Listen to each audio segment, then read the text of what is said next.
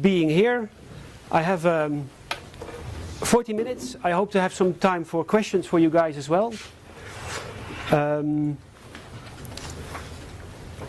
I'll try and talk in, say, 30-35 minutes. I'll give you an overview of free and open source software in public administrations in Europe.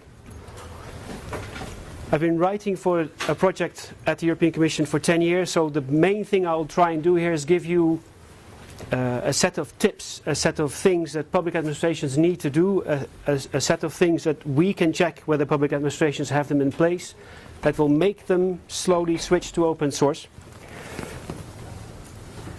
A few disclaimers.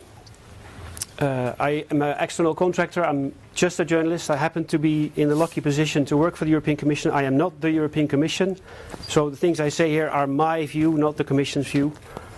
And when I talk about free software, I mean open source. And when I say open source, I mean free software. For me as a person, it's more or less synonymous. So when you see it behind me on the screen, go either way. This talk has 6 chapters. I'll give you, as I announced, yes? Can you enlarge the screen, please? I struggle to read it. We'll need a bigger beamer. This is as big as it gets. Sorry. You can... Try control and plus button. The control and the plus button. More? Is that better? More. Once more. As long as I don't lose my notes. Again. Better? Again. Can we have your votes?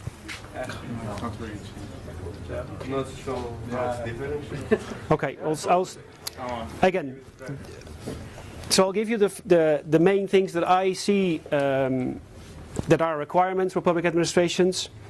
I will quickly, this is the desktop development room, I'll quickly run through the main desktop implementations that we have in Europe. I will give you the key policies. I will talk briefly about what are the expected benefits when public administrations go to open source. One of the things that worries me is the point that's called what's missing, because there's a few things missing. But I first need to talk about the OZOR project. So just to bear with me for 5 seconds, I'll show you how it works. This is the how-to. These are the main implementations, the key policies, the expected benefits, and what's missing. Some of these slides go deep. So that's what happens here. So first, the Open Source Observatory. We have more than 2,000 news items. We have case studies. We have best practices. We have how-tos. The project tries to cover any public administration that uses open source, that implements open source, is thinking about doing this, or is considering to stop doing it. We bring a lot of positive news because the trend is public administrations are going to open source, but every now and then it goes wrong, so we report about that as well. It's the Open Source Observatory and Repository, so we have a catalog of solutions made for and by public administrations. There are some 4,000 of them. That's also it's not all done at the Commission level, but we link repositories in the member states. There's a whole bunch of them, like 12 in Spain. There's one or two in Austria. We have one in the Netherlands. There's one in Belgium. When you search for solutions on the OZOR, you will find the solution in the Austrian and the Spanish repositories and vice versa. And the collection of these tools, a lot of it is for electronic identification or for electronic procurement, anything to do with e-government. Those solutions are being built increasingly as open source. You will hardly come across a public administration that these days is no longer developing tools as proprietary. That hardly ever happens. Something that we're very proud of, or happy that we have done it, is develop the EUPL. It's sort of a fork of the GPL. Why was that necessary? The Commission has a principle that all of the software that the Commission now publishes is done as open source. A whole bunch of lawyers looked at the GPL and sort of feared that if the EC would do this and there was some kind of problem somewhere down the line, they would have to fly to the US to argue in a US court something about European-made software. That they didn't want to do. So that's one big reason that they used the GPL and then changed a bunch of things so that they could say, you go to a court in one of the member states, and if that doesn't work, you can go to a court in Brussels, in Belgium. So that was one reason. Another thing that is, I think, personally really cool is that they did this license in all the languages of the European Union. That's 23, if I'm not mistaken. That means that you can use, as a German developer, the German EUPL, and it's legally the same as the Dutch or the French or the Maltese or the Greek. So that makes working together as public administrations a lot simpler. So,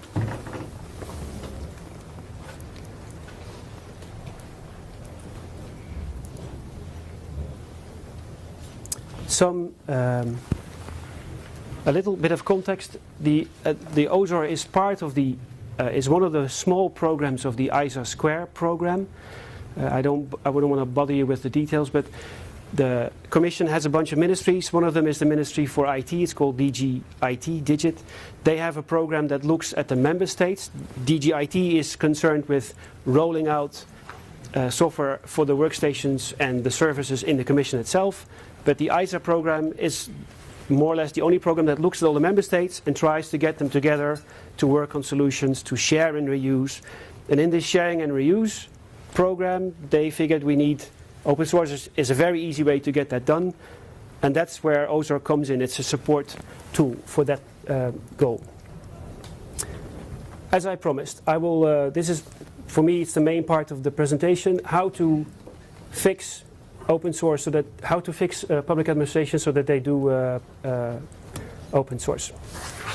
So the first thing we need to do is to make free and open source software a task for the head of IT, for the head of the department, for the head of the IT department, or the CIO at the ministry level or the municipality level, or for the decision maker at the national level.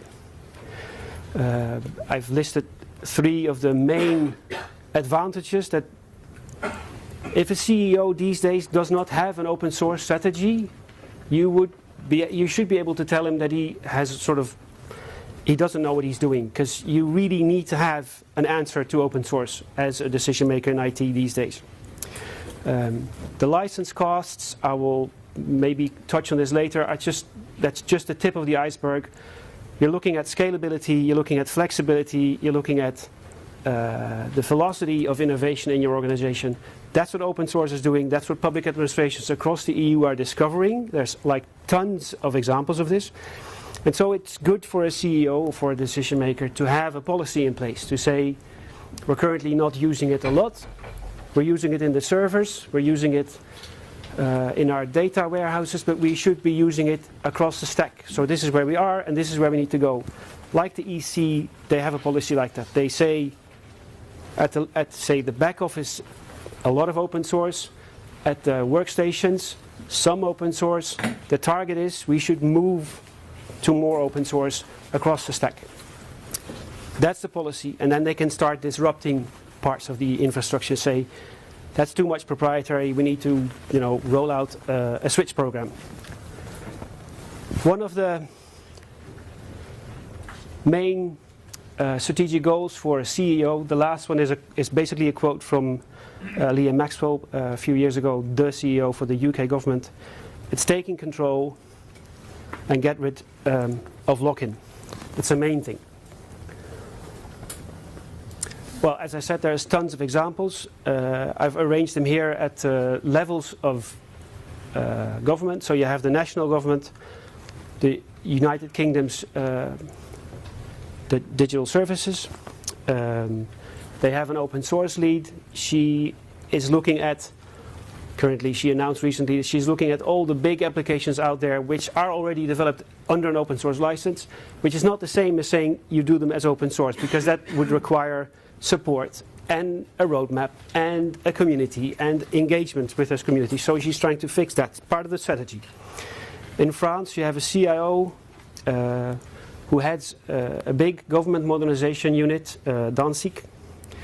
They have a very good, very solid, very well thought through policy on openness, which includes a lot of open source, of course. At the multi-municipality. There's a lot of municipalities across Europe that realize that they're doing the same as their neighbor, and they could be using the same tools as their neighbor, and they're starting to work together. I've listed a few examples. In Denmark, you have OS2. I think that has now 60% of all municipalities. And they are pooling their budgets, and it's making it a lot cheaper, and they're using a lot of Drupal-based, web-based solutions, and they're rolling out fast. And they will pretty soon have maybe all of the municipalities, and their model is challenging the traditional model of the proprietary vendors and the proprietary central, it's not proprietary, the centralized government department. Because here all of a sudden you see municipalities working together, solving IT issues which actually solve public administration issues, and it goes much faster than the central government department that tries to bring this top down can do. Norway, we have the Kongsberg region near Oslo, where they are doing a lot of web-based services that increasingly other municipalities can use. So it's help desk, it's training, it's calendaring, and other solutions that they host in their cloud, and other municipalities can say, oh, we have that as well, we need that as well, here's a bit of our IT budget because we would like that feature to be implemented, and the group as a whole starts fixing that.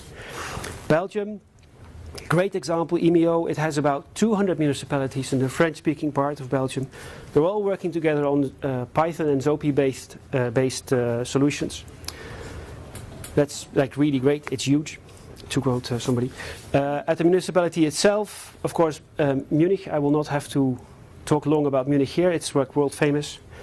A region, there's loads of regions, in France there's several regions that do a lot on open source. I just pointed out here the Basque region. By the way, the slides are already online, and all these blue words are links directly to the OSOR that will show you the article where this is based on. The Basque region has a free software policy. They want to do free software everywhere in the whole stack for everything. A bunch of years ago, the country, the autonomous region, realized it was going to run out of money, and it gave their staff the choice. Either we do something about our IT because it's really expensive, or we start firing a bunch of people. Which would you prefer? So they chose for the software. But that maybe makes sense. And at an organizational level, the Ministry of Finland, I don't think it's a very interesting, for me, very important case, but I think they've rolled back. They actually came back on their decision, but a bunch of years ago, 10 years ago, 5 years ago, they did a comparative study between OpenOffice, Microsoft Office, and IBM Notes Office or IBM Office. They ran the cost comparison. They concluded that IBM would be the cheapest. They chose for OpenOffice, rolled it out. And why did they do that? And why is this an interesting case? Because they realized the free software license gives you scalability and it gives you freedom to experiment. They already were able to implement it in a pilot program, and it ran so well, and it implemented so easily, and it was maintainable so easily, that before they kind of made the decision process run through the process, they had already installed it in the whole ministry. And that was something that they had never experienced before, and they liked it so much that that's why they, even though it was maybe a bit more expensive than IBM, they went for it. The CIO of the ministry did its PhD thesis on this, and anyway, I'll come back on that because he made a few recommendations that are in here. The second big thing that we need to do is, this is strange because, you know, I go from CIO all of a sudden to a tool, but there is no real order in the sequence. We have to make Mozilla Firefox the default browser. It's a complete open source browser. A lot of governments are locked in, or maybe I should say were locked in Internet Explorer.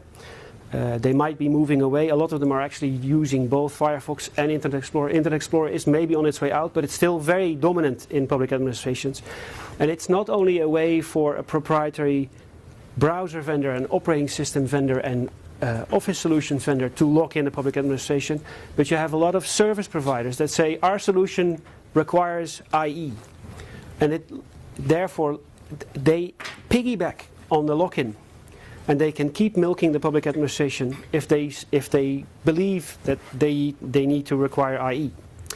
So we need to force public administrations to say Firefox is the browser. Everything that has to work through the web has to work through Firefox. Mozilla is also very active on the open standards front, and this will be a way to reward that. As I mentioned, it breaks the lock into IE. It breaks the lock into a lot of proprietary technology. An anecdote would be a small Dutch town that decided that this is what they would do, and they started negotiating with all of their vendors saying, okay, we have this web-based tool, we have that web-based tool. If you do not support Firefox, we will move to a different vendor. And all of the vendors started tooling around their software so that it would speak the same things in Firefox.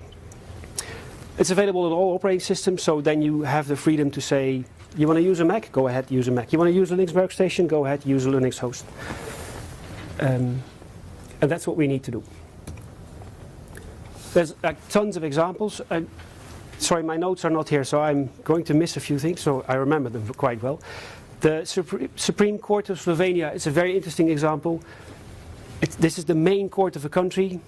They have people in place that understand very well how this thing works, how lock-in works, how competition works, and how the legal system works. And so they rolled out, they have complete open source workstations, a lot of them. The country, however, this project is in trouble because the minister that is doing public administration is in the US every month, every other week, and he speaks to all the big vendors, and then they give him a reward, and they give him a medal, and then he comes back and he says, oh, Cisco this or HP that, and it makes problems for public administrations that try to do the right thing. The ministry also realizes that he is a small country, and one of these big American firms makes more money than the entire country. They can buy Slovenia.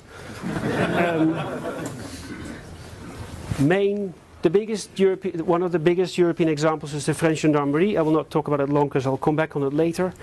Interesting is,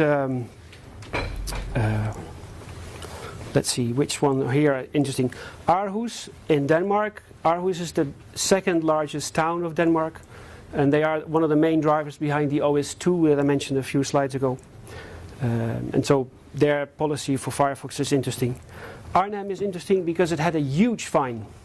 They had a pilot project that was going to figure out an open source switch. Microsoft heard about this, installed a network sniffer, a licensed network sniffer in the network, and the fine was in the millions, and it robbed the city of its financial power to do the pilot, so that died. What is interesting in Arnhem is that the councillor has a PhD in computer science and his whole house runs on Debian, so I hope that he will continue to try this. The Basque Country I already mentioned. Munich is already famous. And so in line with making Mozilla the default browser, this is why. Open standards have to become mandatory. And this is very tricky because now we have a debate about what is an open standard and what's the definition. So I don't think I will do that here, but we need to be mindful of that definition. What can I say? What I would find practical is that we should say that a standard that is open, it needs to be implementable in open source software. That would make it open. We could require that an open standard can only be put on an open standards list by any government by saying it needs to be implemented, actively implemented in an open source tool. That would bring a threshold that some of the faux open standards that are currently out there wouldn't be able to jump. OXML is the best example, I think. It's a standard that we should not have allowed in ISO. It should be taken out of ISO. That's my personal opinion.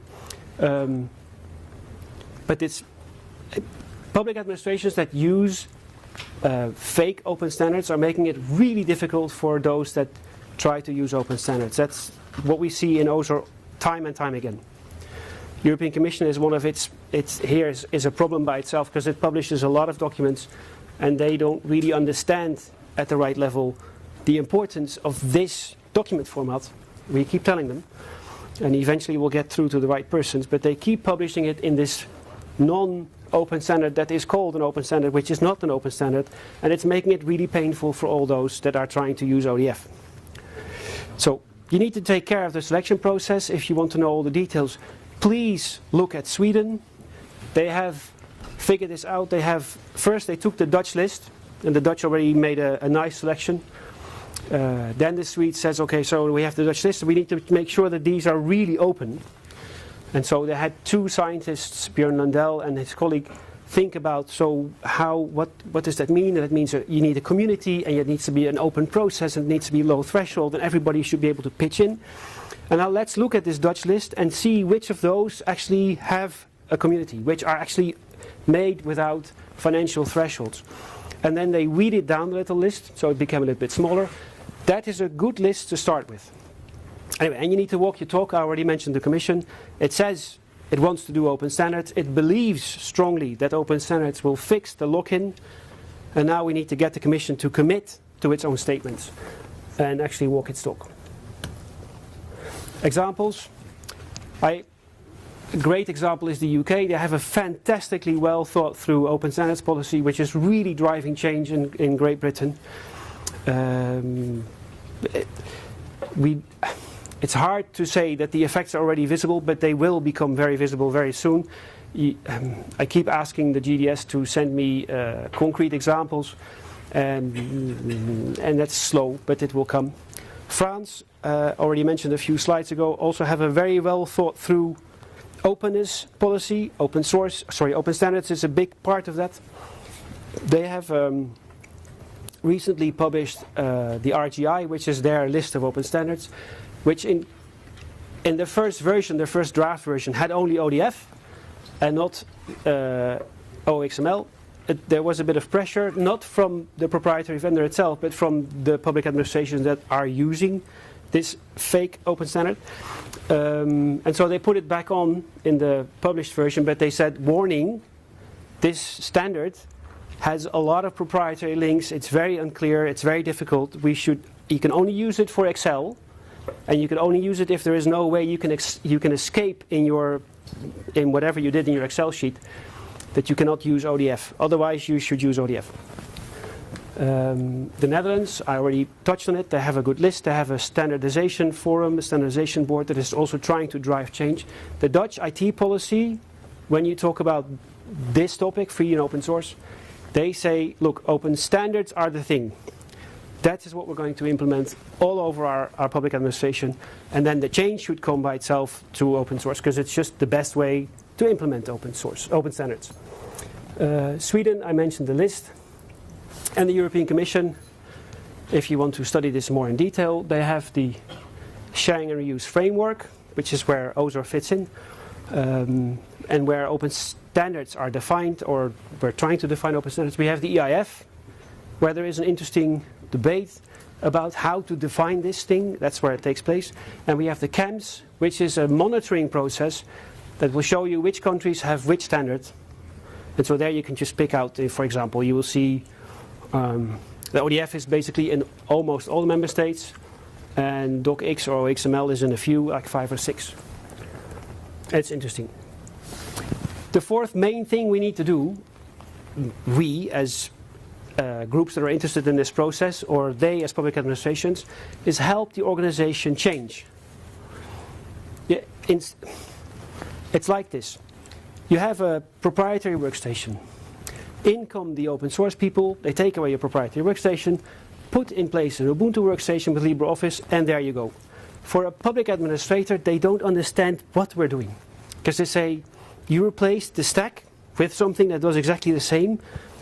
Why did you do that? And then you have all the other problems that the button isn't there, and the printer won't work, and the telephone is not connected, and my calendar doesn't sync. You have all the little technical things, but they don't get why we're replacing one stack for another. We need to communicate. The best way to drive this change is to do really small scale pilots and convince the key people in those organizations why this change is important, so that they can talk to their colleagues when the colleagues are like, it's not working. They can say, look, it is working, you just have to click the other icon or fix it for them. And communication is the key aspect. You need to talk and talk and talk and talk and talk. The Norwegian PhD thesis on the Ministry of Justice, that was his main conclusion. You need in every organization what he called a innovation champion, somebody who can talk and convince and fix and do, and he will go to your desktop and he will fix it on the spot, or he will go to the other desktop and explain it to you 10 times if necessary, and he will convince everybody in the organization why this is a good thing. Communication is key. Tons of examples, both on the good side and the bad side. Good, for me at this moment the greatest example is Nantes. Eric Ficheux is the IT manager that has set up the change in Nantes. He is the change manager, and he has been publishing a lot, and he's been talking on conferences such as this one about how to do this change. Justice Ministry, I just ran ahead of myself clearly. What is an interesting example, it's a good thing here that my notes aren't clear, that the notes aren't visible, and I have to do it from memory. The city of Munich, they also understood the importance of change, and they did the entire desktop, as we all know. They had a whole bunch of things. They did newsletters, leaflets, brochures, workshops, conferences for their staff to convince them, explain them. They did awards for, make the best picture of Munich, and the best 3 pictures will be the desktop, the default desktop images that you can choose from when you start your Linux workstation. And it was, this sounds cool to get people involved in making pictures of Munich, but it was also a way for the IT department to control the desktop pictures. And there are plenty of reasons that you want to control your desktop pictures. You make sure it's professional, because not all the staff will choose a professional picture. The Defense Ministry in Italy, it's currently the largest European, maybe globally the largest rollout of LibreOffice on the desktop. They use the Document Foundation change management manual, and that's a pretty, it's at the bottom, it's a pretty good document. People should use, organizations should use this as a template to consider, okay, this might not entirely fit my organization, but these are the things I need to do.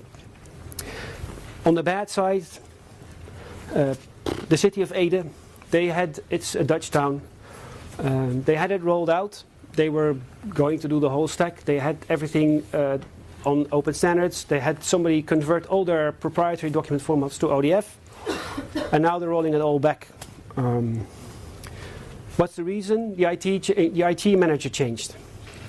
In came a new IT manager who had a whole bunch of things that he needed to do, and then he had all these resistance in the desktops because people were angry, because I just explained, you have the desktop, you change everything, nothing works. People were frustrated. He blames, of course, the open source tools. He doesn't blame the change process. And the easiest way to get around this is, we just roll off everything back, and he calls his friends, and that's just the usual way to do these things.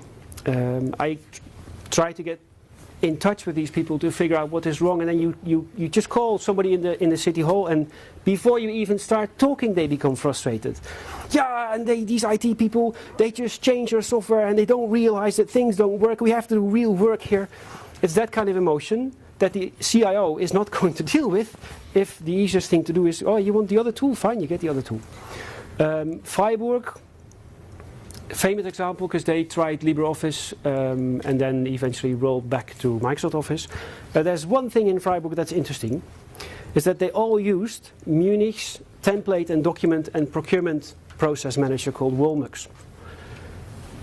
This is a tool that helps you generate your forms. It has the stamps, it has the seals, the signature, the whole thing. And if you do a procurement proposal, it fills in all the details that you need to normally take into account. And it did it so well that it saved you a whole bunch of time. So when they went back to Microsoft, they said, but can we please keep Wolmux? That unfortunately only works on LibreOffice.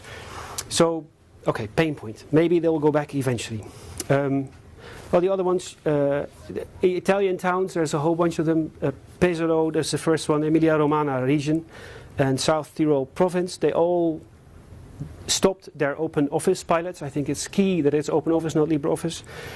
There's a lot of rumors. You want to talk to the Italian people to hear the details, but you can say it's corruption, you can say it was false information, you can say it's a bunch of IT people that thought of their career long term, because having LibreOffice on your resume might not get you in a job in the next career path that you're choosing. There's all kinds of things that go on there.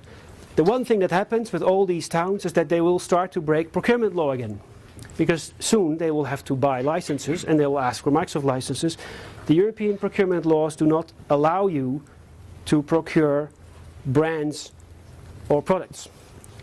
That said, you can procure Linux because it's a brand, but there are tons of people that can send it to you, and therefore that doesn't inhibit competition. It's a major thing to note. And you need to engage the communities. That's the fifth point. I think it's also the last point. Now, how do you do that? This is a headache for all the public administrations. Here are a few ways to fix it. You make sure you require open source skills. The European Commission, like 1 or 2 months ago, did a call for IT staff, and they really asked through OSOR and through whatever, they required that people have experience in open source. The change will come from within. If there's more people that understand open source, that work for the Commission, it'll become easier to install open source tools, because these guys will say, oh yeah, but we use this in Debian, or we use that in Fedora, or Red Hat does it like this. And before you know it, it will be all over. So when you do your procurement, you can also optimize it for small and medium-sized companies, and do not require that the company has 50 million turnover the past 5 years, because there's maybe only 2 companies that do this. You can look at Sweden, again, a good example for the way for learning how to organize this. They do frameworks, so they negotiate with everybody, and they negotiate on behalf of all the public administrations. And the Swedish framework for open source has basically all the main small and medium-sized companies that do open source services are in there. They're like tested and they were approved. And so a municipality doesn't have to go through this whole selection process itself. It can just use the framework and say, I want this Drupal, or I want this Red Hat, or I want this Fedora, or whatever brand of open source product. And they will get the server. They can then just say, give me the 5 service suppliers can send an offer. But they even have the independent entrepreneurs in there. So single-person companies can, in that way, get jobs at public administrations, helping them roll out open source. And you need to promote and facilitate open source development. And there are a whole bunch of ways to do that. I shall go to the next slide and give you a few examples. The city of Nantes, I already introduced them. It's one of the bigger cities in France. I think it's the 8th or the 6th. They first they realized by moving to LibreOffice, we're saving an X amount. I think it was $1 million for 10,000 desktops or something like that. It doesn't really matter. That's money that disappears from the IT budget, but that's like not a good thing for the IT department. So they said, let's give them 30%, and they can keep that for the next year and the next year, so they can do other things with the savings. Otherwise, it's like, thank you for the savings, and that's not an incentive for the IT department. And so that's one thing. They can do other interesting projects, but they also said, now we have LibreOffice, and there's a few things that don't work the right way in LibreOffice. I'll give you a famous example, an important example. Suppose you have a legal document that does your that fixes the houses and the land around your house that you want to buy or sell. Or if you're a farmer and there's a whole bunch of requirements. And it's a bullet list. And then you send it to the next level, the province, and for them all of a sudden it's changed into a numbered list. It will lose the legitimacy. It will lose the value. This is a problem, an document interoperability problem, that really makes it difficult for public administrations to use the mix of OXML and ODT. This is like what the big headache. And Nantes said, okay, so let's do a procurement proposal where we will fix this and a few other problems that we have, and we will return the fixed product to the upstream of LibreOffice. So they're working, I think the procurement was launched last year.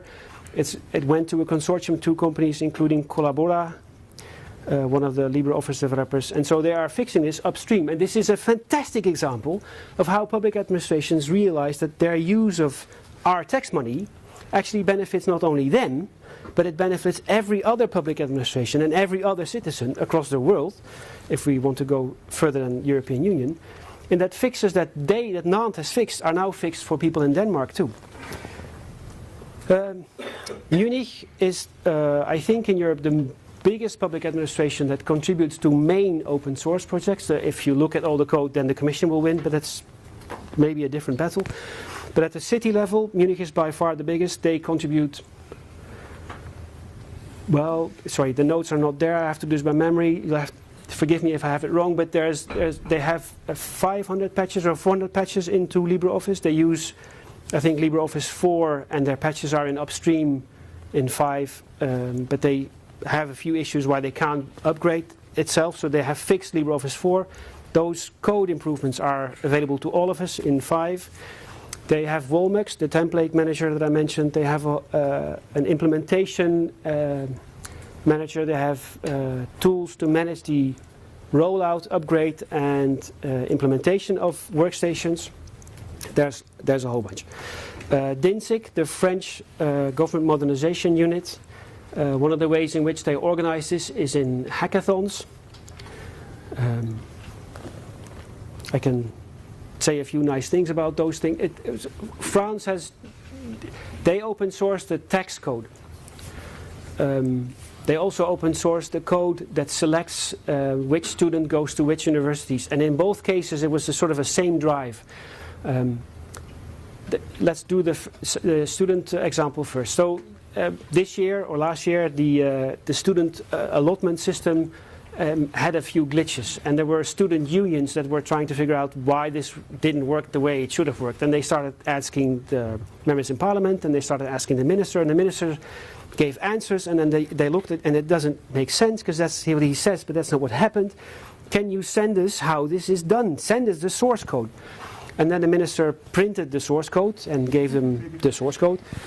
This is ridiculous. So there's no way we can check this. So then eventually, the whole government realized, okay, so we need to check. We need to start considering source code the way we consider data. We need to publish it. We need to make it machine readable and available because this is how we do openness. This is how we are being checked by the citizens these days. And it changed the law. So now in France, if you want to know an algorithm that is used in your process, you can go to a court and say, can I have that code, please? It doesn't really make it available as open source, but it's a start. And the other example is the tax code, where one of the guys that worked at DINSIC on a Friday afternoon had, his task ran out. He was an intern. And he said, you know what, I'll just see if I can maybe improve the income tax application. And so he started digging. And it's a long story, and he had to go to court like 2 or 3 times. And the minister said, no, it is like way too complex because it runs on faxes and it runs on PDPs and it doesn't, we can't give it to you on a floppy. And then the guys that overruled that decision say, yeah, technically difficult, that's not a good answer.